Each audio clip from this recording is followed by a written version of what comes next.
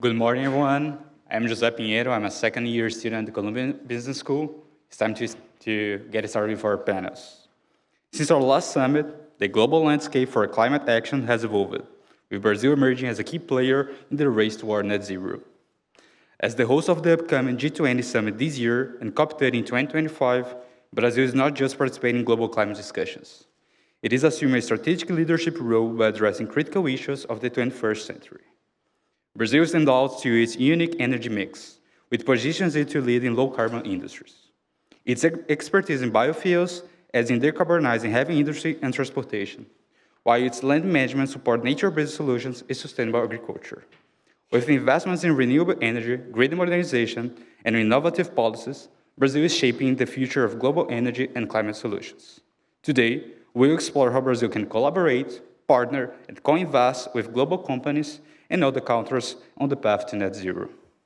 We'll discuss the main challenges to global decarbonization and Brazil's roles in supporting this agenda, starting by understanding Brazil's current position, exploring its potential contributions, and identifying key areas for improvement. To kick off, our first panel will be divided into three moments. First, establishing a common understanding of Brazil's position in the climate space. Second, present how the government supports the business environment for climate investments. And finally, discussing Brazil's perception on the international stage. To start the conversation, I invite Arthur Ramos, Managing Director and Partner at BCG and co-founder of the Brazil Climate Summit, to share with us some learnings from the BCG Brazil Climate Report 2024.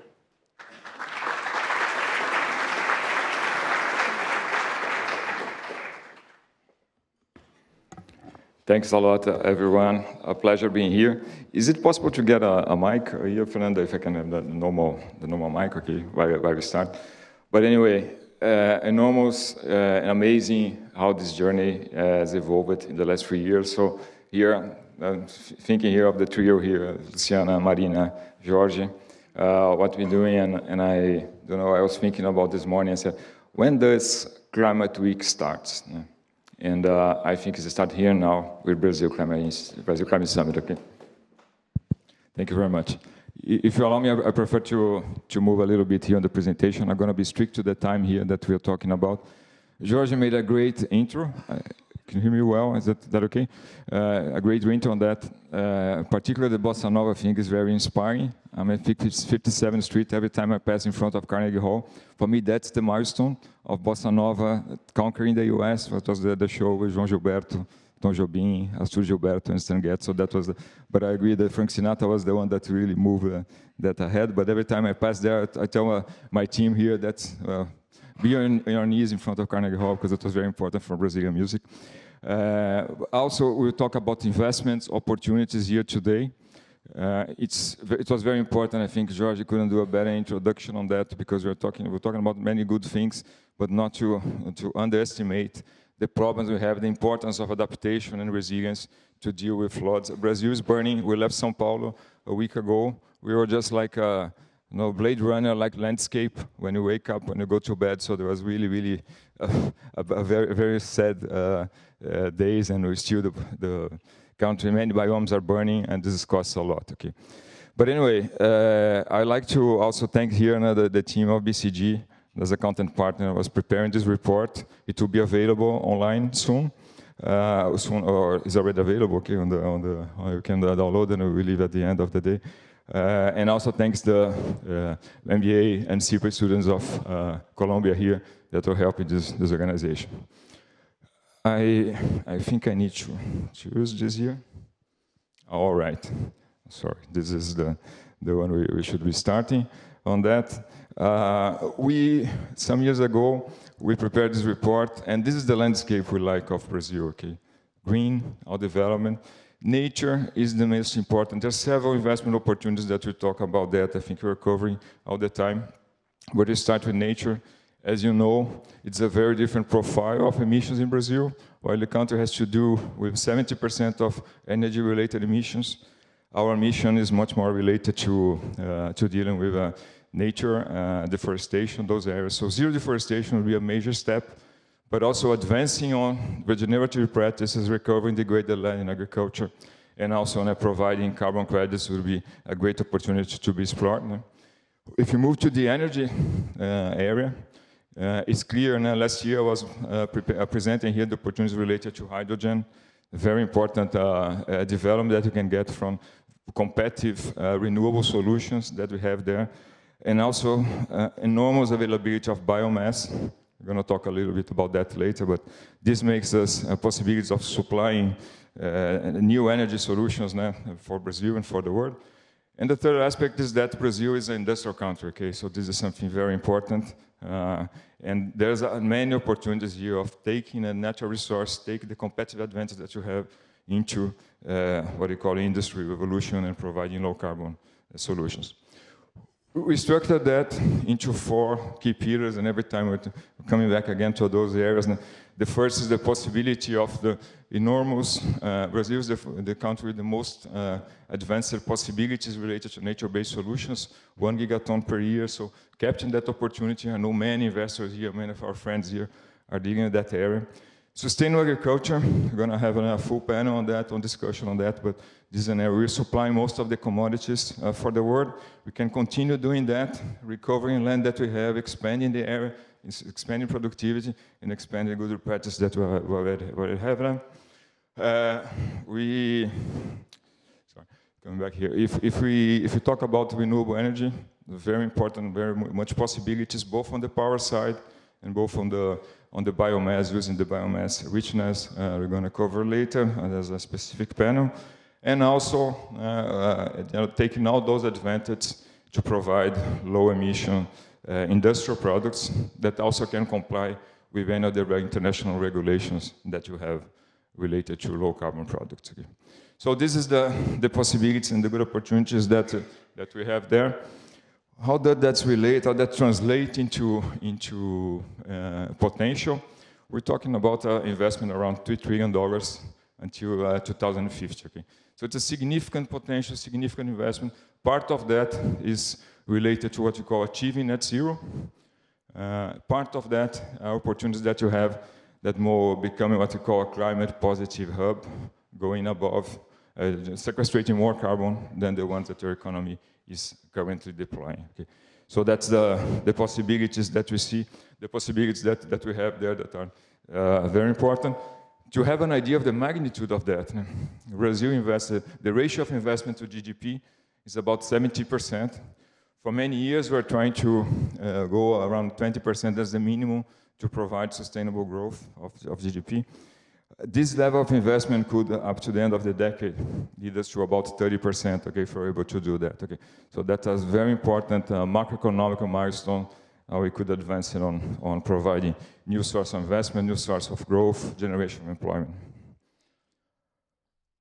We have been, I think, a lot of our cooperation, BCG cooperation with the Brazil Climate Summit is cross-fertilizing the event design with the content we support, we provide. And so this agenda is very, very comprehensive, okay? I think Ambassador notes here are very much related to that. We're covering most of the topics that are here. The report has a lot of relationship with that agenda today. You can check that later. We're going to be dedicating to 3 hot topics here that I'm going to use the time here to explore with you. The first one is the one related to critical minerals, okay? We're not going to be doing the energy transition required without minerals, okay? So these are critical for the supply chain. And Brazil is very well positioned for that, for those opportunities related to that, particularly on the battery side, okay? Which is really the new frontier, okay? If you want to bet something in the energy in the future, batteries and batteries development and cost reduction is very important. So having this critical minerals low emissions is a very important one. And then if you talk about that, and you can see that in many cases, Brazil can be one of the top 3 suppliers, but you're talking about a revenue pool by 2040 of about 30 billion reais, okay? So a significant opportunity there on these 4 critical minerals there. Why Brazil? That's the question we always ask, because first, besides having reserves of the minerals there, we also have, we're not under water stress, and we have the low emissions energy profile that we mentioned before. In particular, there is a geopolitical aspect that is a very important one, very relevant one. providing a reliable supply of those minerals. So this is the first opportunity we covered there on our report. The second hot topic, maybe it's the hype of the moment, is, I think Ambassador was mentioning here before, is powering data processing, okay? So the data center market. Today I saw that there was an investment announcement for new funds on those areas. So it's a very, very important, very, very relevant market being developed. What do we have here and what we figure out? Now, this is a market that's basically located in the US with a huge expansion powering Gen AI revolution. Now the queries we make using ChatGPT. So if Brazil is able to capture 10% of the growth in demand that's expected in the US, there's a huge possibility now of investment until the end of the decade. We're talking about up to $70 billion of investment. Again, taking advantage, Brazil can take advantage as a location of those data centers, given what you mentioned, geopolitical aspects and low emissions of the power that you have and very competitive power that you have there. And also pointing out that the latency requirement is not something, for most applications, is not something that's a major barrier for building and locating that data centers outside of the US. So this is another very interesting opportunity, very concrete things you're going to be figuring out there and a very important area to focus. The last hot topic here, and there is a special chapter on that. We have a full panel on talking on sustainable aviation fuel here, biofuels. But for us, it's maybe that Biofuels Brazil is already a powerhouse on that area, and this is something we are a key supplier of ethanol. Biodiesel is a very relevant position. We have several players investing in new direction. Biofuels is one of the reasons why we have a low weight of transport emissions in our emission profile. Okay. It accounts for around, we say, about 2% of total emissions of Brazil is avoided with the use of biofuels in transportation, and particularly that will be a quarter less emissions than it would be if you don't have biofuels there. So very relevant, very important aspect that you see. And in the report, maybe I'm pointing here the conclusion is the role moving forward, what we can have in the future, because biofuels has the potential to transform even further the sector. Okay. I typically start talking about the opportunities, but I'll start talking about the issues that you have. In our opinion, it's very important the narrative, at least to discuss openly what we see as false dilemmas. First one related to, let's say, the food security, competition between food and supply. Biofuel production accounts for about 3% equivalent area of the total farmland in Brazil, talking about 10 million hectares, when you have about 90 million hectares that use under farmland. There's a huge potential of recovering land. You don't need to use all the 100 million hectares that is on the plans to be recovered. But basically, we think about 1/4 of that could be dedicated to biofuels that will also be used to produce food. Okay.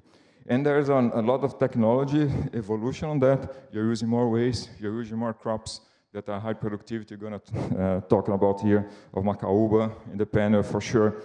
So first of talking about that is there's not a dilemma between expanding biofuels and also having to have any expansion, affecting the biome, particularly the Amazon biome. Okay. Having said that, what we see there, what we see that in energy terms, the potential that we see using that land would be really to supply in energy equivalent terms all the necessity of transportation sector in Brazil. That could mean reducing by half the emissions of the transportation sector, which accounts for 80% of the total emissions of Brazil. If you take the biogenic CO2 that's generated to produce that, and capture that and store that and use that, you could really make it net zero, the transportation sector in Brazil. And we're talking about up to $200 billion of investment until 2050. So this is a very relevant opportunity, just as a simple math here, but if every country were able to do 25% of reduction of emission using biofuels, the world will be saving about 3% of total emissions, about 2 gigatons, more or less the size of emission of Brazil. Okay, so this is a very relevant topic to be on the discussion, to be on the narrative, and also into these opportunities. This is my last slide.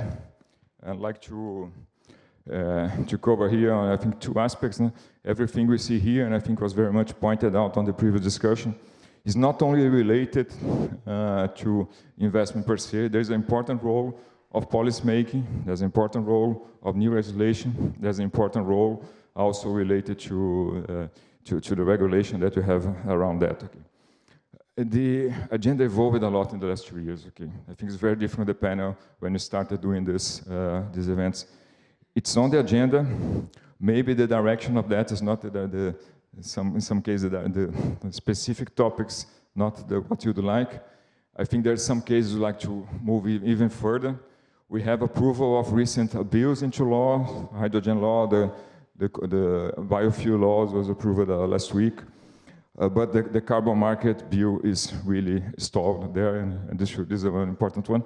But I think the key message I have, it's on the agenda, okay, it's on the agenda. Executive, legislative, so this is very, very important there. And the second aspect, I think, is not by chance. We started with Ambassador Aldana here, welcoming us to New York, but we are closing today, and again, have the opportunity, the honor to receive Ambassador André Corrêa do Lago to make the final remarks here. And I think everybody's asking the so what of COP30. So what do we have here? And we believe in two aspects here that I think are important for this audience. The first one I think is more direct, is showcasing good opportunities, good narratives, sensible policies of Brazil. So I think this is something that's very important and will stay there. The second one is related to the possibility, I think it was mentioned here before by Ambassador, the capability of dialogue that Brazil can provide. Okay. Brazil, as my partner Michel Fredo always mentioned to me, Brazil is a powerhouse in terms of diplomatic relations. No? He can exercise that, but more than exercise that in imposing things, but bringing all the blocks together. Okay, so this is something, it could be emerging markets, it could be developed markets, OECD countries, Global South. I think we have a position to work on the diplomacy on that. So COP30 is very important on that area. It will be very, very nice to hear the words of Ambassador Corrêa do Lago. But clearly from the problems we have, from the pictures that George was describing here, is not one single country, one single entity that's going to move that forever. So COP30 is an important chance of putting that, given the negotiation side, given the action side, on the right track. Said that, again, I like to, the reports are available. There's much more details than I could be here speaking on the dedicated time.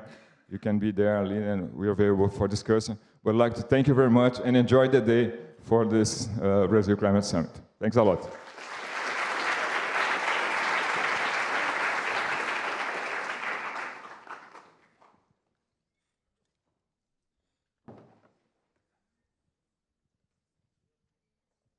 Thank you, Arthur. Now, please join me in welcoming our panel. Now, please join me in welcoming our panelists. Acho que desligou aqui. Now, please join me in welcoming our panelists to continue the conversation around Brazil's role in the global path to net zero. Andrew Mayock, Federal Chief Sustainability Officer of the United States. Marcelo Pasquini, Sustainability Director at Bradesco. Neely Gilbert, Vice Chairwoman at Carbon Direct. And the moderator of this panel, Jorge Hagrave.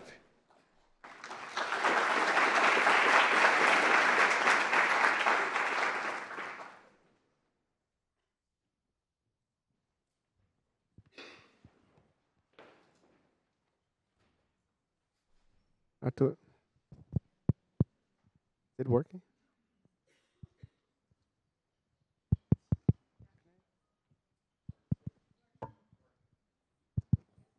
Hello? Is it working? Oh, I can't hear myself. So Artur wanted to take it home. Um, so it's my pleasure to kick off the first discussion, the first roundtable of the day. We just saw several ways in which Brazil could be a relevant player in the transition to net zero in the world. So this panel is about commenting and exploring different perspectives about it, right? So, and I'll start with Nili. Nili, at Defense, you have a very privileged view on climate investments, and within that context, how do you see international investors looking at Brazil's potential, right? So in Brazil, we believe we have a lot of potential, but it's important to do a reality check, like how investors see us. Can you comment a little bit on that? Yes, well, first of all, can you all hear me? No. How about now? Can you raise the volume, please? Started, and I'll just talk loud to begin with. I'm a loud person, so. So I wanted to talk on two sides in the answer to your question. One is on the important role of nature and land use in Brazil's climate transition, making up 75% of the country's total emissions.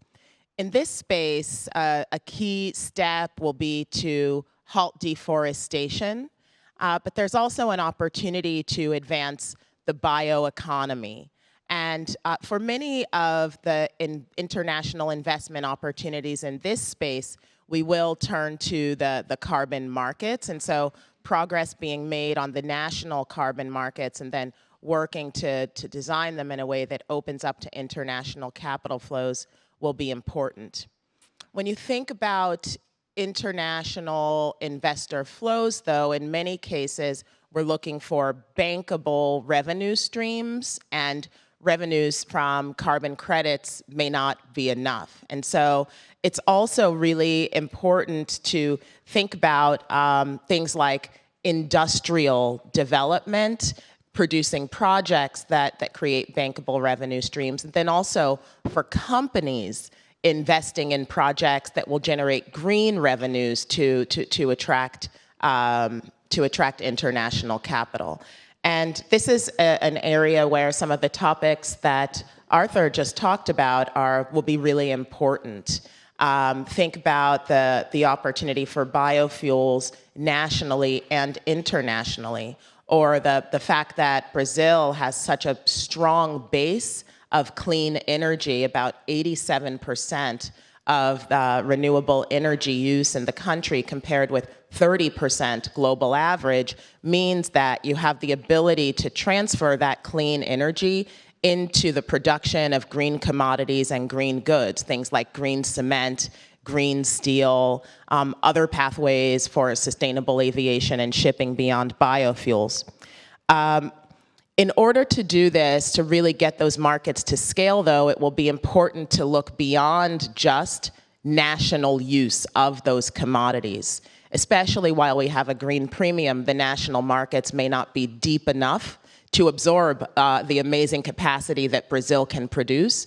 And this is a place where Brazil's privileged geopolitical position can make a difference. The country is blessed with strong relations with countries like the US, Europe, China, even when US and China may have tense relations, Brazil has meaningful trade with both of them. And so figuring out how to continue to transfer that geopolitical advantage into international trade advantage to push green goods into the international markets to generate the types of revenue streams that international investors will look for are very important steps to get to the future that we're all seeing. Thank you. Thanks a lot, Nili. So good that you mentioned green goods, because many of the producers of green goods, industrials, I see some of them here, and they're all Marcelo's clients, right? Marcelo, as part of, as a senior executive of one of the Brazilian largest private banks, I would like to explore a little bit the finance aspects of it. what are your clients looking or demanding in terms of financing? How do you see how to best finance what Neely was just saying? Well, thank you, George. Good morning, everyone. Good to see some faces that I already know, but even better to see so many faces that I haven't met yet. So we have a pretty diverse set of people here, and it is good to see so much interest in Brazil. Well, regarding financing and Brazil, as Neely was saying, Brazil starts from a very different standpoint, right? So we do have an electric grid that is completely different from most of the countries. We have about 87, 89, depending on the year, even 92% of the grid based on renewable energy. And this renewable energy used to be much more focused on hydropower, but recently, either solar and wind have grown a lot to represent close to 21% of the grid. And in terms of solar electricity, we have been doubling, tripling every year. Last year, we grew 87% compared to 2022. And this has been demanding a lot of investments, right? We have seen demand for investments growing not only from the established companies, but also from private investors, from already established investors as well, but also from different industries, from all different sectors.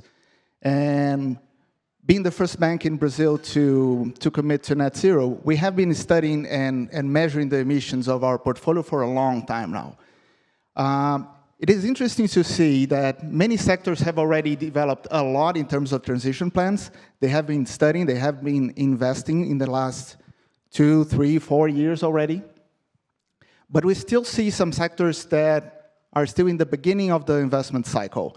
We are expecting investments to reach at least $3 trillion by 2030, just for the transition. But when you consider the total amount of energy that is going to be needed, not only for the transition to a low-carbon economy, but also in terms of the need to supply the energy for data centers, right, as we were seeing right now, and the need for energy for other types of needs, we know that the investments that are going to be needed in Brazil probably should be in excess of this $3 trillion by 2030. Thanks, Marcelo. Andrew, I'll turn to you now, and want to explore more the policy side. So the IRA has changed the game, the name of the game globally, right? And my question to you, what can Brazil learn from the IRA and other US climate policies to accelerate its transition? How does it complement what Brazil is doing already? Yeah, thank you. And thank you to the sponsors for having me here today. Thank you to everybody in the audience that is investing your time in this important conversation this morning and throughout the day. I have a few thoughts on that question as we, at this important moment too, as we are on the cusp of another climate week and prepare for that week, as we're all racing in the Biden-Harris administration to prepare for Baku. It's a really important time to take a step back and to zoom out and think about the leadership that Brazil is providing and will be providing next year. So, really critical scene-setting experience at this historical inflection point. And I wanted to say a few comments about that as Brazil considers its place and considers its hosting of a historic COP30. And I think some of those key lessons are, number one, President Biden gave us direction very early on in the administration to make sure that we take a government-enabled, private sector-led approach. That's been a real mantra of the Biden administration and President Biden, that the government can't do it all. That is, as others have said, as the ambassador, as Tom said in the beginning, to kick us off here, it is a massive coordination problem. Government has a role, it has a very big role, but we're gonna tackle this challenge because of the private sector and the role that the private sector plays. Number two, I think, is a big lesson is the importance of carrots. We had a very, this is The IRA was a stop on a long journey from a policy perspective where we tried different approaches and had some significant failures in the past. And it was really important from the Biden-Harris administration that we designed this around heavy use on carrots to really pull the nation, and I think the international community along. So you see that massive investment, the historic investment, that focuses on supply side support and demand side support to really move the ball forward versus more of a stick approach. I think the last thing I would note is that the importance of private sector type of talent to come into the public sector. You know, there's $100 billion sitting at the Department of Energy now that is being implemented, and we've brought a significant amount of talent from the private sector in to work with high-quality career officials to move that money quickly and wisely, and it's really taken that kind of new thinking and new application to have a very disciplined and competent and rapid implementation. Thank you. Thanks a lot, Andrew. In the second round, I'd like you guys to focus a little bit on what we are missing, right? And Neely, I'll start again with you. So you've been to Brazil a few times in the last years, so almost getting you our passport. So Neely knows Brazil already very well. So from these visits and from what you've learned so far, what do you believe we are missing? So what Brazil has still to do, problems we have to address to really become a relevant player in the race to net zero globally? Well, first of all, muito obrigada. I can't wait to receive this passport that you've promised me. I told you. The Consul General just went away. Is he still here? Otherwise, we could solve that now. So first, two points. First of all, I'd like to dig just a little bit deeper on what I discussed before. And this is global interoperability of standards that are being advanced nationally to be able to become an international leader. For example, with the carbon markets legislation going on in the Brazilian Congress, we need to also look to the broader global conversation about carbon market standards, especially around quality that are necessary to be able to accelerate demand. For the carbon markets work to be beneficial, we need buying. To do that, we need to focus on standards, and they need to be coordinated global standards, not just for compliance cap and trade markets, but also between those compliance markets and the voluntary carbon markets, where you also have a lot of voluntary demand from corporations. Brazil is in a unique position to advance this type of global interoperability because of the position that it's in this year and next, leading many major international meetings and groups, from G20 to COP30 to Mercosur and BRICS Bank.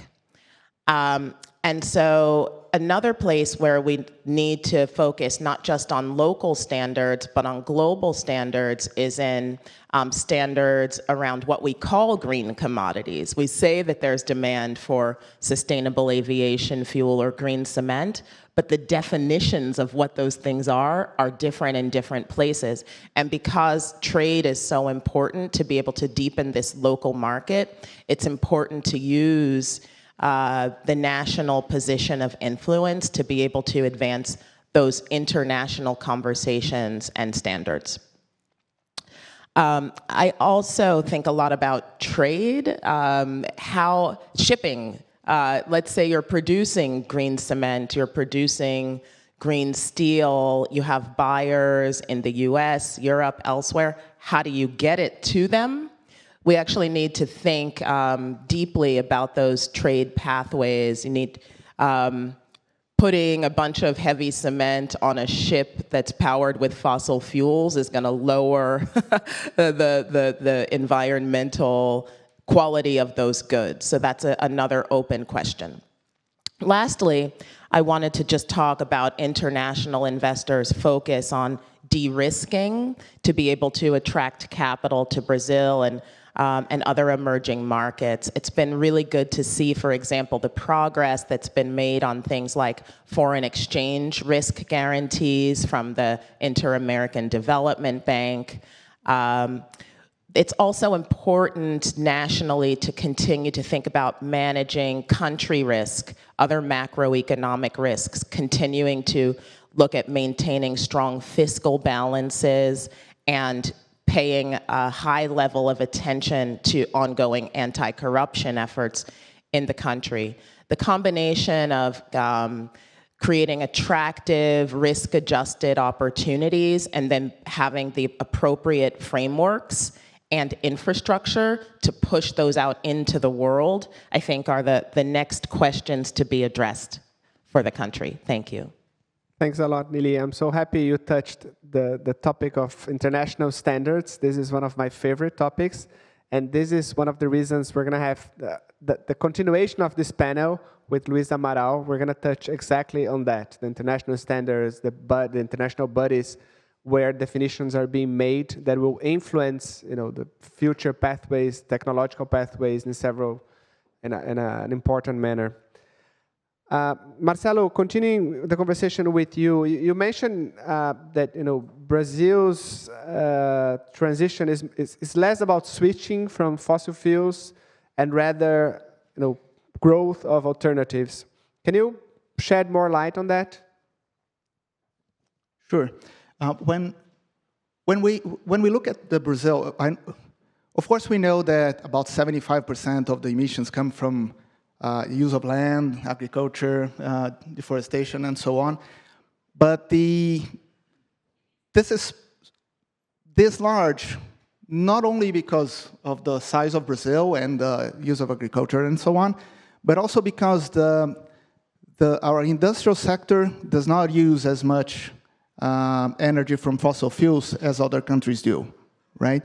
So when you think about the electricity that we consume and for all the industrial sectors that we use, even though the industry still already comprises about between 10–15% of the country, right? 60% comes from services. It is still, in terms of emissions, very small. But yet, when you look at the energy grid, then we still have a lot of use of oil for transportation, for instance, right? And of course, we do not want to produce more electricity through fossil fuels. And so this is why investments in renewable energy is going to be so important for the country.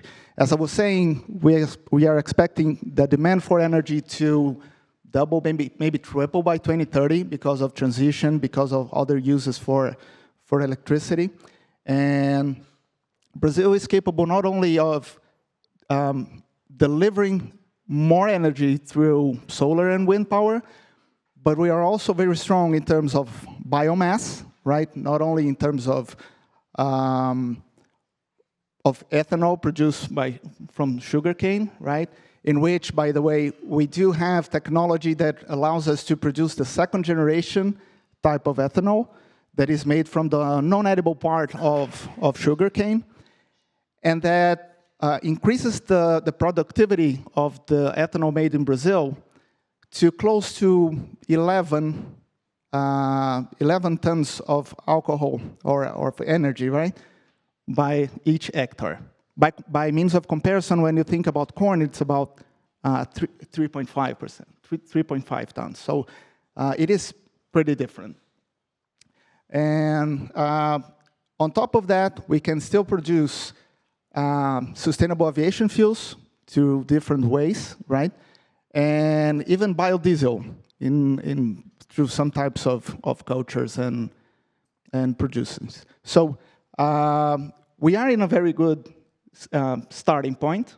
We are able to supply not only the country, but also other countries with these types of fuels and other types of technologies. And in this instance, I believe that by growing these types of substitutions for oil, we can be much more sustainable and at the same time benefit not only the country, but also the rest of the world. Thanks, Marcelo. Andrew, back to policy, right? So IRA has many success. You mentioned some failures and roadblocks. Can you explore a little bit more like the roadblocks in the US climate agenda, and specifically, what can we learn from those roadblocks that you faced? Yeah, a couple things about roadblocks, and I think they apply as well, not only to Brazil, but also the rest of the world in this period that we're living in, and that is no secret that, that we live in a time of polarization.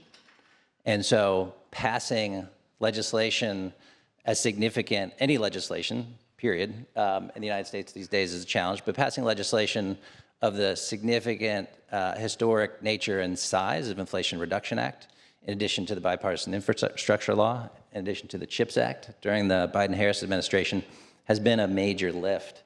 And one of the mantras, again, of President Biden and Vice President Harris is that they are president and vice president for all. And so when it comes to the outcomes of the Inflation Reduction Act, making sure that the United States as a whole, in every state and every city and every sector, is benefiting from that policy was a core principle. And then you see that in practice now, in action, as you see tens and hundreds of billions of dollars investment going into, as we say in the United States, red states and blue states alike. And so that equity in the flow of the policy outcomes, I think, is a really significant policy design issue.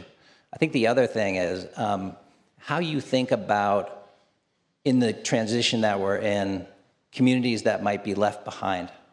And so it was core to President Biden and Vice President Harris to make sure that there are transition plans for communities who are switching fuels, and that they are part of economic development and not left behind, whether it's capping orphaned oil wells or transitioning jobs for former coal communities. It's a really critical policy feature, and we've got hundreds of millions of dollars dedicated to that transition. So I think those are a couple really key policy issues, again, not only in the US setting, but also internationally, and would apply as well to Brazil. Thanks a lot. Very, very interesting. That's like the political divide is not only here in the West. We have exactly the same in Brazil. So lots to learn from that. I've seen those graphs of the beneficiaries in terms of states. It's very interesting. We really have to think about that to make that a non-partisan discussion. Neely, I'll come back to you. And now in the last round, I'd like you guys to think about moving forward. Right? So what is next? And what we have to do to better connect to defense, to the global markets, to accelerate Brazil's role in the global transition to net zero. And since you've touched on the international standards, I'd like to add a point here. I've done some quick research, and I've seen that there are no Brazilians, for example, in the board of Verra, the standard. There are no Brazilians in the board of ISSB. There are no Brazilians in the board of most of these organizations. What should we do? First question, shall we try to be more present in these bodies, and how to get there? What would be your 2 cents on that? So it's interesting to hear that you say that there are no Brazilians on the boards of these important institutions. I do think that presence is very important as these standards are designed. And in many cases, we start with voluntary standards, but we work very hard for them ultimately to become mandatory. And so it's important to have a presence there. Tell me if you're nominating yourself for these boards, and we can. I heard him. Make Sorry. some Yes. calls. I didn't understand. Sorry. I was saying maybe you should join the boards. Okay, thanks. But I'll try but that. one of the things. Don't tell my boss that one of the things that we saw with GFANZ, which, as you know, was launched in Glasgow at the time of around the time of COP26, just before COP26. Glasgow is in the name, and it started out with a perception of being very European and US-centric, and it was important to us to show more international connectivity because there's no way, it's not appropriate for the US and Europe to lead the climate movement alone, and also it wouldn't work, right? We have to have international representation, and that's why at GFANZ, in addition to making sure to have international representation in our principals group and other bodies, I sit in the principals group as the chair of the advisory panel, but also now to have regional networks and country hubs, and we're so happy recently to have opened our Brazil chapter and also to have the Latin American and Caribbean regional network. The only way we get this done is by having everyone's input and energy in moving forward. To your question on how Brazil can better connect to GFANZ and international finance institutions on its path to net zero, the one thing I really wanted to emphasize is that it's so important that the country is working on different types of legislation, understanding its pathways, doing transition planning.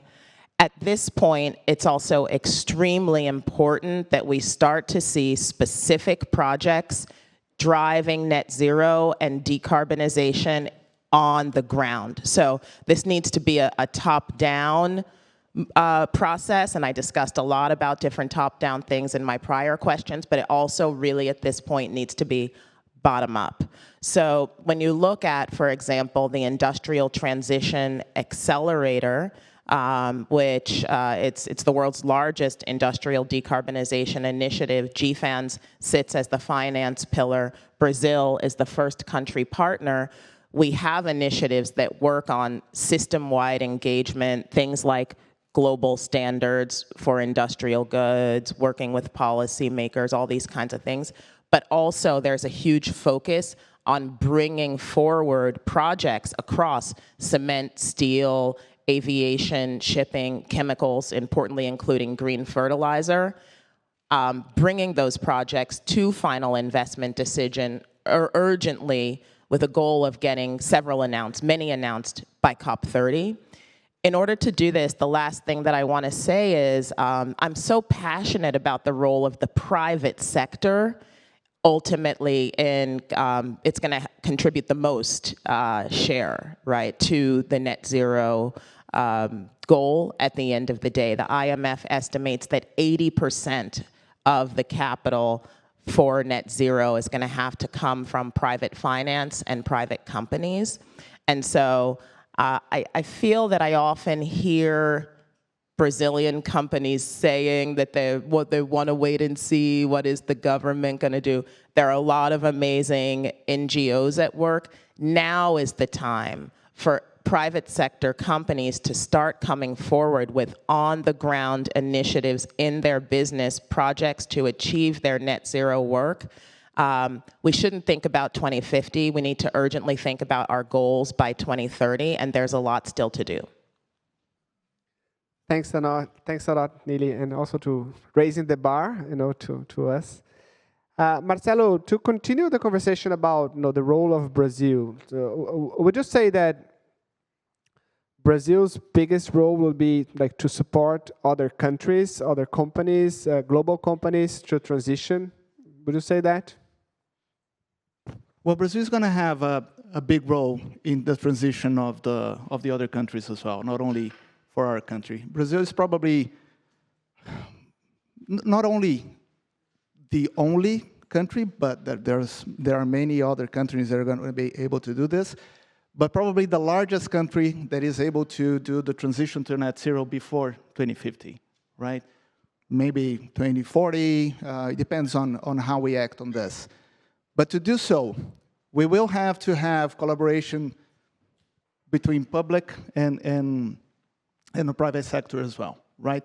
We do see many sectors in Brazil already investing, already doing their jobs in terms of transition. Many of them started very, very early and are very advanced in this transition. And of course, we're going to be able to supply the world with green hydrogen, critical minerals, and many other secondary products that we might be able to produce and export to other countries in order to make the transition possible.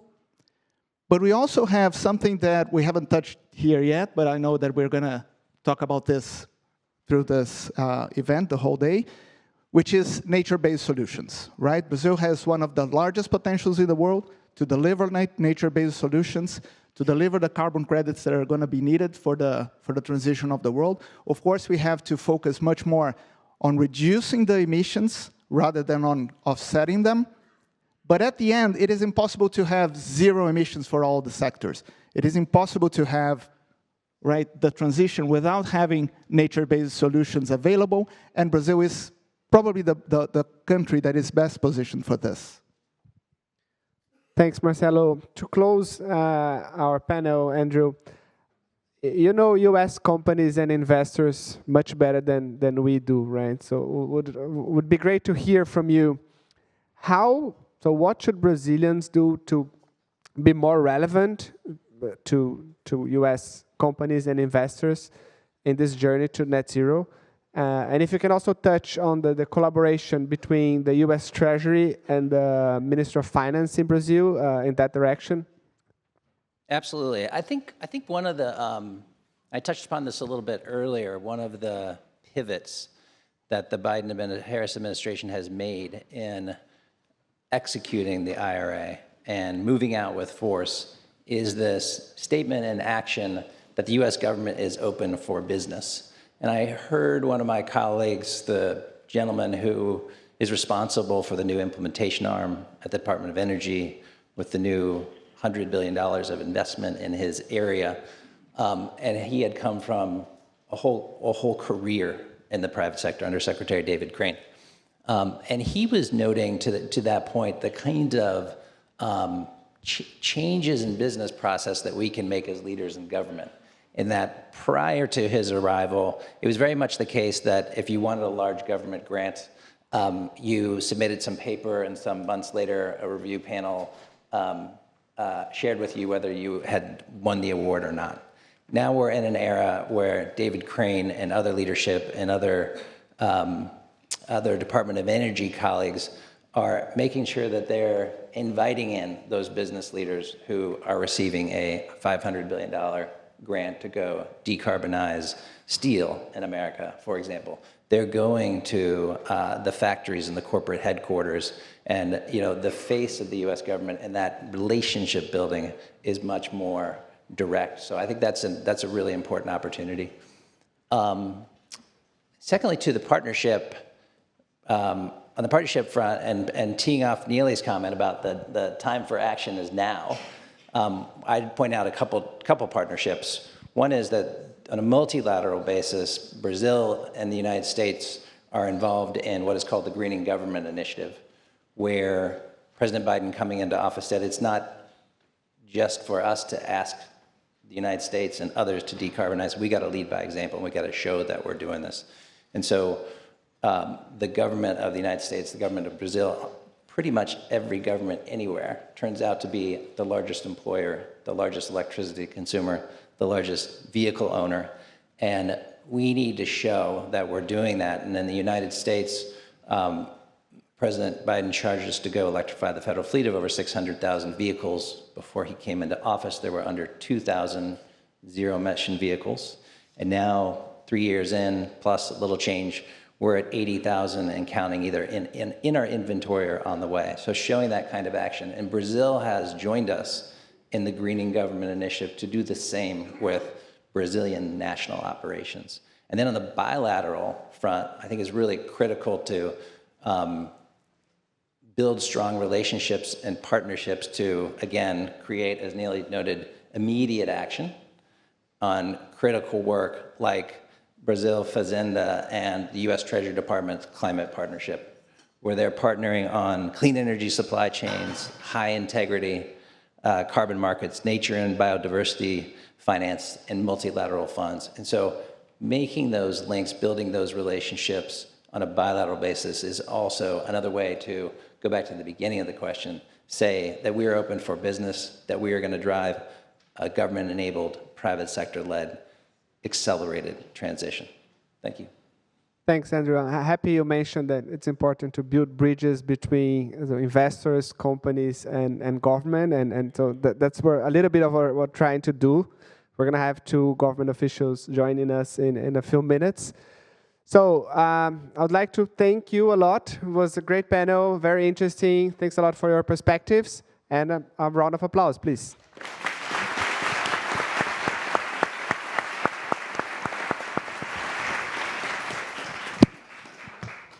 To continue our panel, I'd like to invite Luiz Amaral, who is a global climate change expert from Brazil, to continue that conversation.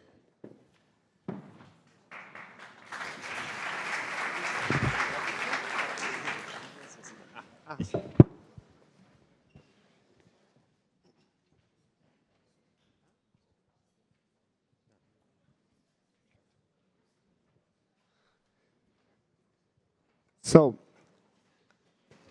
Luiz, thanks a lot for being with us. We've been trying to have you for the last 2 years. It's an honor, it's a pleasure to have you with us and continue that conversation, right? Neely just mentioned that projects need to hit the ground. And as former SBTi CEO, and of course I know that you don't speak as SBTi anymore, but you've seen company plans and company actions throughout the world the last years. I'd like to hear a little bit from you. Are companies delivering their short-term targets? What are the main strategies? What have you seen hit the ground so far? Thanks, Jorge. It's a great pleasure. Thanks so much for the invitation. It's a great pleasure to be here. I think a few things I've learned. Well, the first one is that not even within sectors, companies might have very different challenges, right? So not every company is created equal, depending on their supply chains, depending on their tech, and etc. It varies significantly. So it's very, very hard to define very clearly some magic recipes for action, right? But there are a few generic conclusions that I think we can take. Well, the first one is that if you don't define success from the start, you don't know where you're going. And that's hence why it's so important to establish a very clearly a plan for 5 years, a strategy for 10 years, and a vision for 15 years. Because if you don't know what success looks like, there's no way that you're going to get there. And that's, I think it's very important to actually get the ground running. You need to define from the start what success looks like. And then there are 2 other points that I think are kind of generic as well that I saw. Well, the first one is that the first movers get it easier, not easier, but less hard than the ones once you get down into the journey. Once a company gets into the journey, it's easier at the beginning because you go for the low-hanging fruits. The more you get down the journey, the harder it gets, because then when it starts to touch the real business case. And I think that I saw generic in all of the companies. So companies, once you get there, know that at the beginning, go ahead, don't be afraid, because at the beginning it's going to be relatively easy, but be prepared, because soon things are going really to hit your business case, and that's the change that we need. And the second thing that I think I learned that, again, was on all of the companies, is that the battle on climate change will be won or lost on Scope 3 emissions. Supply chains are really the engine that will get the economy going, right? So no matter in which area you are, companies have the challenge and will have to bring their suppliers, their clients, their investees on, because 1 + 1 = 3, and that's how we're going to really guarantee the change that we need. So to conclude, you need courage and clarity. That's what the companies need. Clarity to define what success looks like, and courage to know it's not going to be easy, right? At the beginning, it's going to be relatively easy, but after, it's going to really start to think, you need to rethink your business model. And the second, there's no more time really for progressive change. We really need the exponential one, and that takes courage. Thanks, Luiz. Continue coming that discussion down to Brazil. knowing the company plans and knowing what you know about Brazil as a Brazilian and everything we've seen so far with Artur and the Brazil's potential, would you say Brazil, and also like Pasquini mentioned, that Brazil's role as a supplier to the world of green products, of green technologies, would you say today that Brazil's green assets are underexplored by multinational companies and by other countries? Thanks. Obviously, being biased, yes, absolutely. Assets are underused, but that is not only, that's our fault as Brazilians, right? If you're not being able to sell something that you believe exists, it's your fault. You're not somehow communicating or delivering what your quote-unquote client needs. And that's, I think, a little bit of a message for our country. We need to think big, really big, if we are to really become the eco-nation that I believe we do have the power to do so. And one of the key things, which I would tell companies all the time, and I would tell Brazil, is we don't need a sustainability strategy. You need sustainability into the strategy, right? And that's what the country needs to do if it really wants to explore those green assets that I believe the country absolutely has and put them to work for us. When you think about US products and service, close your eyes, what do you think first? Well, probably scale and efficiency, right? That's the brand of a US service, of a US product. When you think about France, glamour and sophistication. But I like to also tell the story about Korea, right? We know how the country has completely shifted. And now, have you ever heard about Hallyu, which is the Korean wave, right? How we have been invaded by Korean movies and Korea cinema and Korea culture. That was a strategic government decision 30 years or so ago that the government said, this is our key focus. The whole society said and started to invest and think how they would do that. And I don't know if it's true or not, but story goes that the president at the time, Kim Young, in 1994, was impressed. They were super, and Korea was living its miracle time of economics, right? And Hyundai was the shiny star, right? And in 1994, the Jurassic Park was more profitable than all of Hyundai sales, right?